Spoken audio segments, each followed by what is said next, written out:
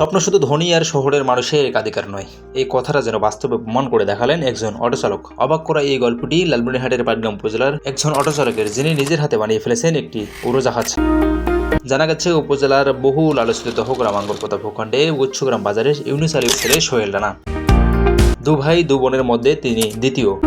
পারিবারিক অসচ্ছলতার কারণে দহগ্রাম উচ্চ বিদ্যালয় থেকে 2024 সালে এসএসসি পরীক্ষায় অংশগ্রহণ করতে পারেনি।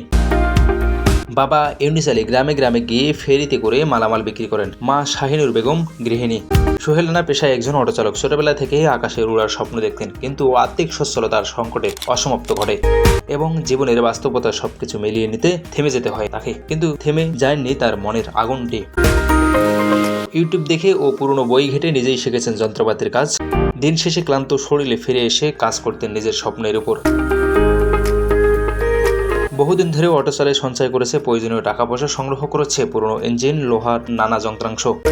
শুরুতে গ্রামবাসী ভাবতেন তিনি একজন পাগল, কিন্তু এখন তাকে নিয়ে সবাই গর্ব করেন।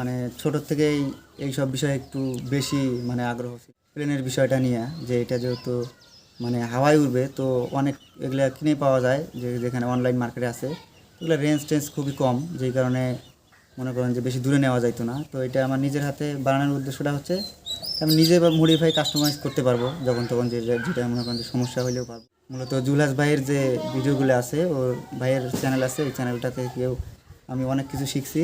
তো আমি মূলত জুলাস ভাইকে ফলো করি। উনি যেহেতু বিষয়টা বোঝেন ভালো, উনি যেহেতু একটা বর্তমানে গ্লাইডার একটা তৈরি করছে, উনি সহ উড়াইছে। তো আমার টার্গেট যে আমি হয়তো ওনার মতো ওই রকম আরও তৈরি করতে পারবো, আপডেট করতে পারবো।